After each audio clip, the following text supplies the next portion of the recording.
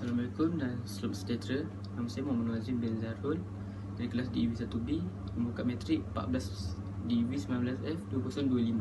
Hari ini saya ingin menerangkan tentang dasar Malaysia tentang hal ehwal, serantau dan dunia. Objektif dasar negara iaitu menjaga, mempertahankan dan memajukan kepentingan dalam Malaysia di arena antarabangsa. Selain itu, mempertahankan prinsip menghormati kemerdekaan dan kedaulatan wilayah melalui dasar tidak campur tangan dalam hal ehwal dalam negara lain. Okey. Seterusnya peranan iaitu salah satunya peranan ASEAN, iaitu dikenali sebagai Association of Southeast Asian Nation atau Persatuan Negara-Negara Asia Tenggara.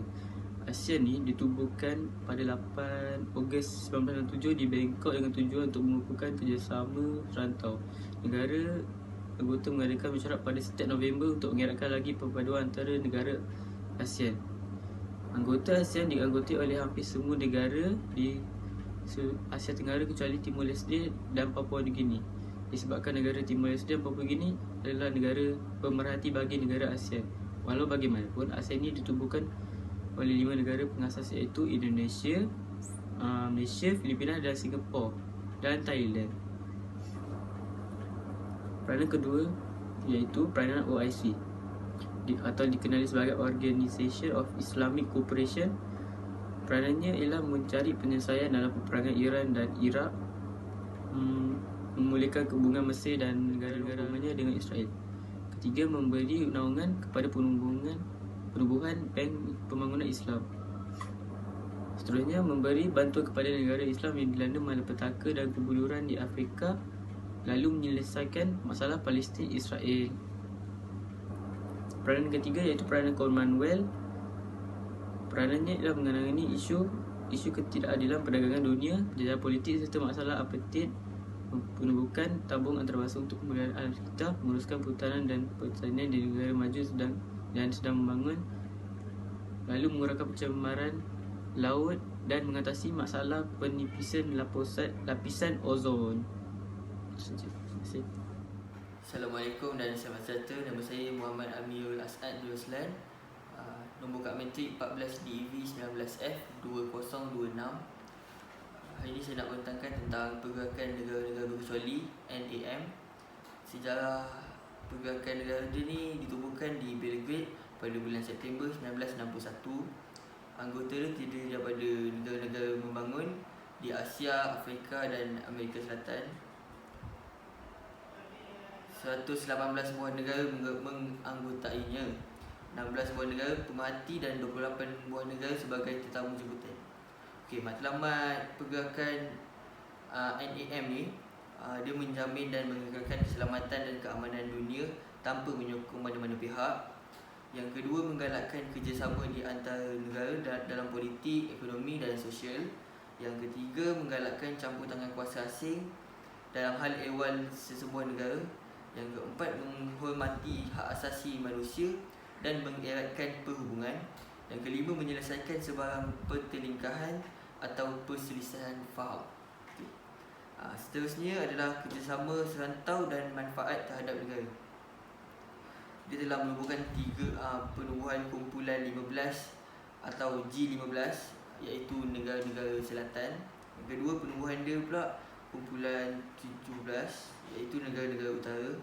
Dan terakhir, Malaysia menjadi pengerusi NAM pada tahun 2000 hingga 2007. 2004 sampai 2007. Seterusnya adalah Pertubuhan Bangsa-Bangsa Bersatu PBB. Sejarah negara ni Seterusnya Pertubuhan Bangsa-Bangsa Bersatu PBB. Sejarah dia adalah ditubuhkan secara rasmi pada tahun 1945 setelah tamat Perang Dunia Kedua. Selain itu, ditubuhkan bagi menggantikan Liga Bangsa yang gagal menghalang Perang Dunia Kedua. Seterusnya adalah ibu pejabatnya di San Francisco, kemudian pindah ke New York pada tahun 1946. Malaysia menyertai PBB selepas merdeka pada tahun 1957 dan dianggotai oleh 192 buah negara. Matlamat PBB ni menjamin keamanan dan keselamatan dunia, mewujudkan sebuah masyarakat dunia yang aman, memupuk kerjasama antarabangsa dan menggalakkan berbaik-baik sesama negara anggota, melindungi hak asasi manusia tanpa mengira kaum dan agama, bekerjasama menyelesaikan masalah antarabangsa, dan setiap negara anggota harus mematuhi piagam PBB ni.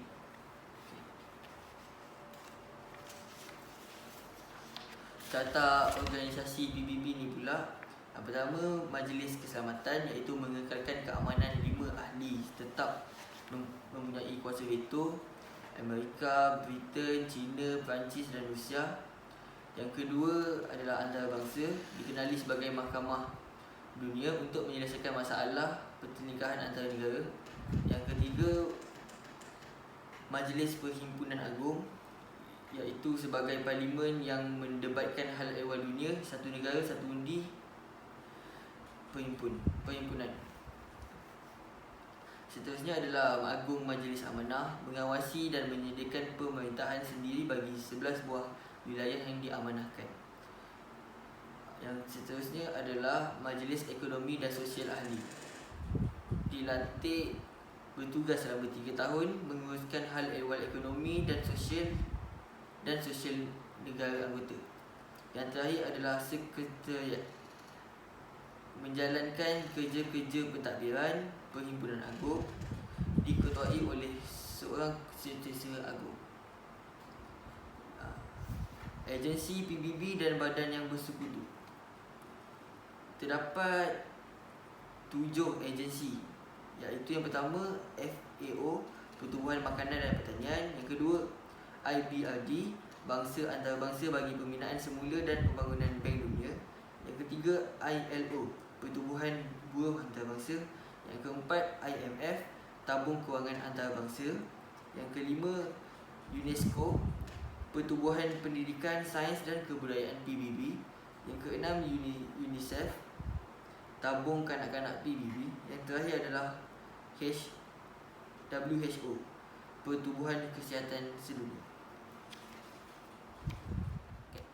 Konsep seterusnya adalah konsep pembangunan dan alam sekitar. Alam sekitar memainkan peranan penting dalam kehidupan harian. Alam sekitar yang tidak tercemar memberikan kita suasana yang selesa dan nyaman.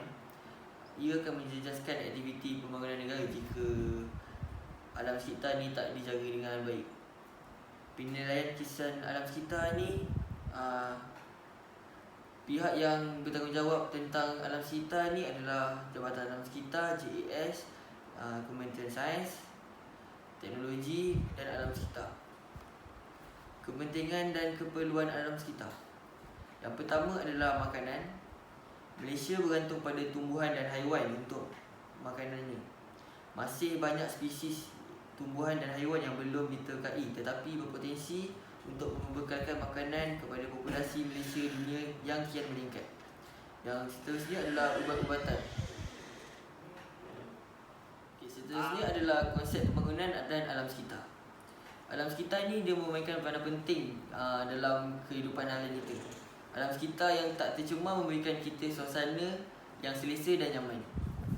Ia akan menjejaskan aktiviti pembangunan negara jika alam sekitar tidak dijaga dengan baik. Penilaian kesan alam sekitar ni diambil tegas oleh pihak-pihak yang bertanggungjawab seperti Jabatan Alam Sekitar JAS, Kementerian Sains dan Teknologi dan Alam Sekitar. Seterusnya adalah kepentingan dan keperluan daripada alam sekitar. Yang pertama adalah makanan. Malaysia bergantung pada tumbuhan dan haiwan untuk makanannya. Masih banyak spesies tumbuhan dan haiwan yang belum diterkai tetapi berpotensi untuk membekalkan makanan kepada populasi. Yang kedua adalah ubat-ubatan. Semua ubat-ubatan tradisi dan sebahagian besar daripada bahan kimia ubat moden diperolehi daripada haiwan dan tumbuhan. Masih terdapat banyak spesies tumbuhan dan haiwan yang belum sempat dikaji yang mempunyai potensi untuk merawat penyakit seperti penyakit AIDS dan parah. Yang ketiga adalah sumber bahan mentah. Kayu balak adalah satu sumber yang sangat penting dalam pembinaan rumah dan perabot serta membuat kertas. Hasil keluaran seperti kulit haiwan, madu, rotan, damar pula berasal daripada haiwan dan tumbuhan.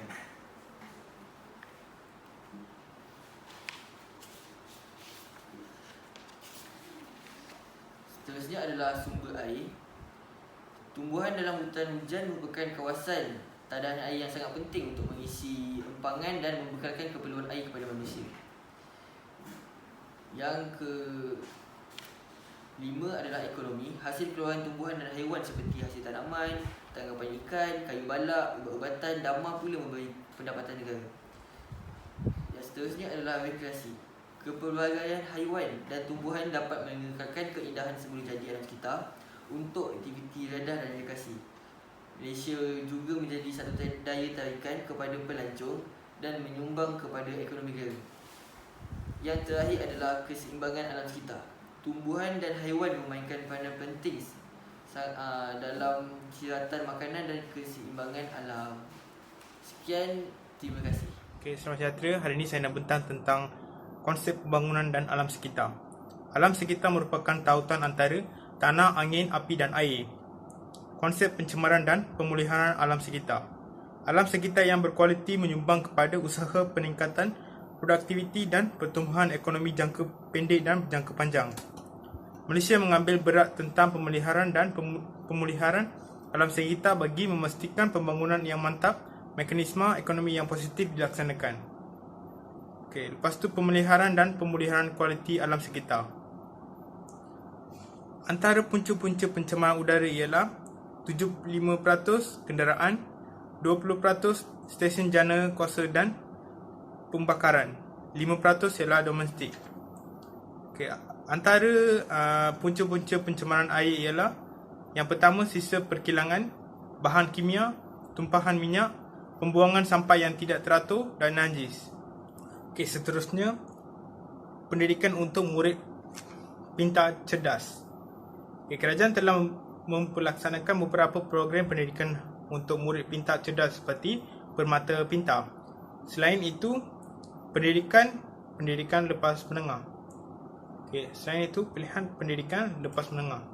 Kementerian memastikan semua murid dalam pendidikan lepas menengah menerima kelayakan yang memenuhi standard antarabangsa. Lepas tu pilihan pendidikan sektor swasta. Sektor swasta menyediakan pelbagai pilihan untuk ibu bapa. Kadar pertumbuhan enrolment pendidikan swasta adalah lebih tinggi berbanding sektor awam, walaupun sektor awam adalah 40 kali lebih besar berbanding sektor swasta. Okey, seterusnya mempertengkur perpaduan di sekolah. Terdapat pelbagai pilihan sekolah awam dan swasta pada peringkat rendah dan menengah. Sistem pendidikan Malaysia menyediakan pilihan yang paling luas untuk ibu bapa dan murid yang terdiri daripada pelbagai kaum. Seterusnya, sistem semasa dikekalkan. Struktur sistem semasa dikekalkan. SCK yang menggunakan bahasa Cina dan bahasa Tamil sebagai bahasa pengantar, status dan identiti asas sekolah ini akan dikekalkan. Seterusnya, keseragaman etnik dalam sistem pendidikan. Kementerian telah mengambil langkah untuk menambah baik persekitaran sekolah seperti melaksanakan kurikulum yang digubal khusus bagi membolehkan murid menghargai kepelbagaian budaya dan kumpulan etnik. Okey, lepas tu elemen civic dalam pendidikan. Objektifnya adalah untuk menerapkan ke dalam kurikulum ilmu pengetahuan yang relevan serta nilai kesepunya dan unik dalam identiti nasional rakyat Malaysia. Okey, seterusnya sekolah wawasan. Di bawah konsep ini, 3 jenis sekolah, biasanya 1 SK, 1 SJKC dan 1 SJKT berkongsi perkarangan dan kemudahan sekolah yang sama tetapi mengekalkan pentadbiran sekolah yang berasingan. Yang akhirnya, kesimpulan. Isu-isu keperhatian negara yang meliputi aspek dasar luar negara serta alam sekitar serta pembangunan modal insan merupakan perkara-perkara yang telah diberi perhatian serius oleh pihak kerajaan. Pencemaran bunyi ialah bunyi yang berlebihan yang tidak dikendaki dan menyebabkan kacau ganggu. Antara langkah-langkah pemeliharaan dan pemulihan alam sekitar ialah perhutanan semula, mewartakan hutan simpanan dan tanam negara, penanaman berteres, tanaman tutup bumi, penggunaan bajak organik, kaedah biologi, pertanian tetap, melendaikan cerun dan membuat tarahan, pembinaan tembok konkrit dan longkang konkrit. Antara prinsip pemeliharaan dan pemulihan alam sekitar ialah penjagaan terhadap alam sekitar, pemuliharaan kesuburan tanah dan kualiti alam sekitar, peningkatan berterusan tahap kesihatan dan keselamatan yang berkualiti dan mapan,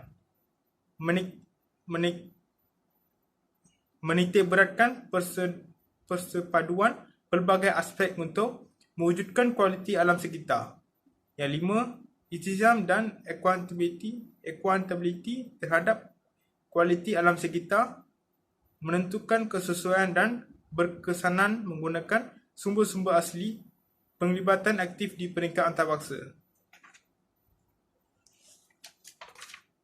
Antara konsep pembangunan insan.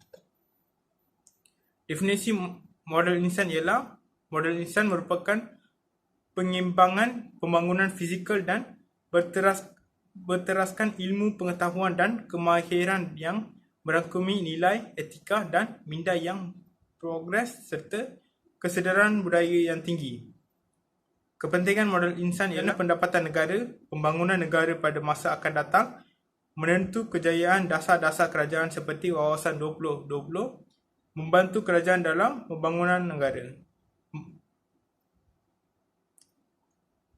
Antara teras pembangunan model insan ialah memperkasakan sekolah kebangsaan sebagai sekolah pilihan utama rakyat, Malaysia yang berbilang kaum bagi meningkatkan perpaduan negara, melaksanakan langkah bagi merapatkan jurang prestasi antara sekolah luar bandar dengan bandar termasuklah mempertingkatkan kualiti pengajaran, prasaran dan kemudahan serta menetapkan guru pengalaman di sekolah luar bandar. 3. Pembangunan universiti bertaraf antarabangsa dan memastikan pendidikan dan latihan pada peringkat literati memenuhi keperluan pasaran. 4. Menyediakan lebih banyak peluang dan akses kepada pendidikan latihan dan pembelajaran sepanjang hayat yang berkualiti di semua peringkat. 6. Memperkukuh perpaduan nasional dan pembangunan masyarakat yang mempunyai perspektif progres, budaya prestasi tinggi, sistem nilai-nilai murni serta menghargai tradisi dan warisan.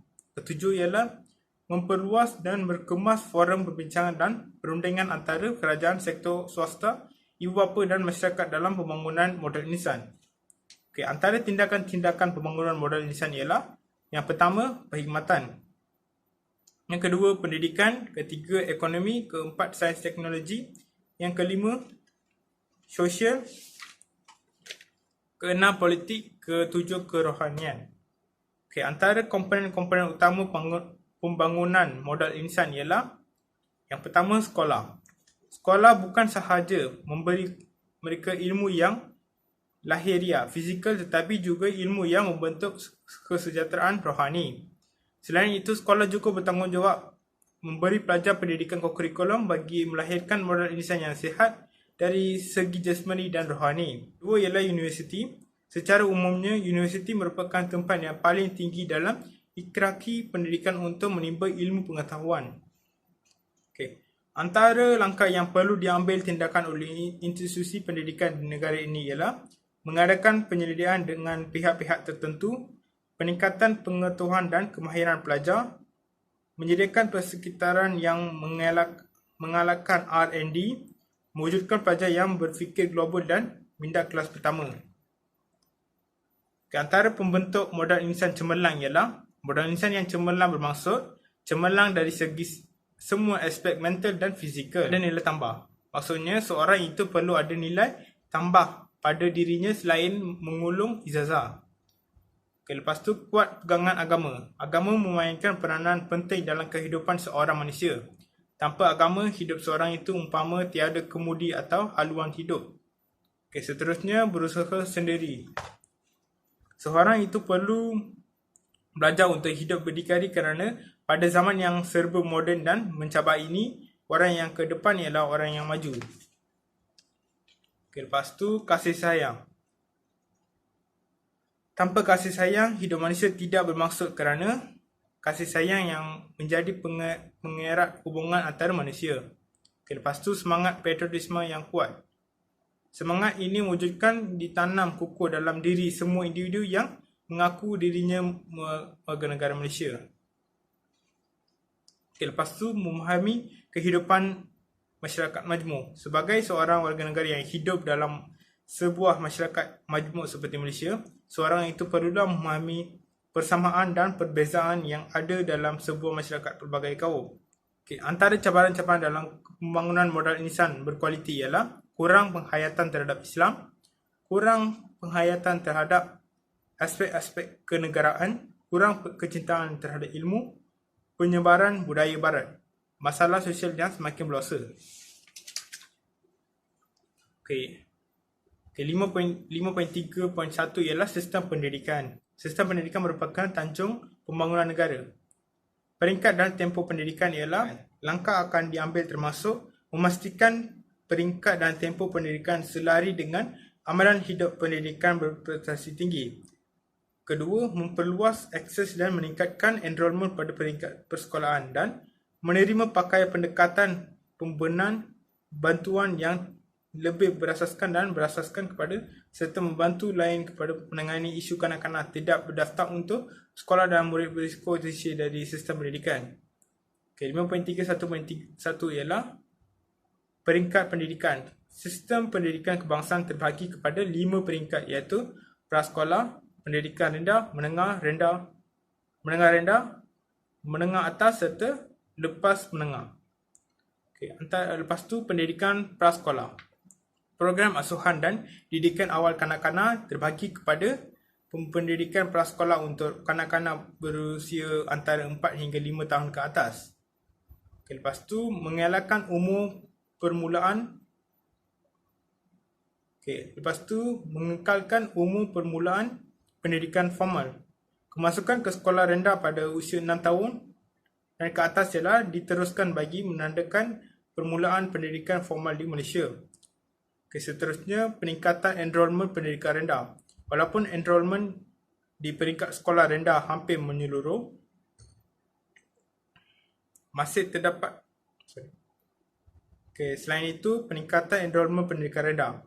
Walaupun enrolment di peringkat sekolah rendah hampir menyeluruh, masih terdapat 5% kelompok kanak-kanak yang tidak berdaftar dan mereka perlu digalakkan untuk membuat demikian.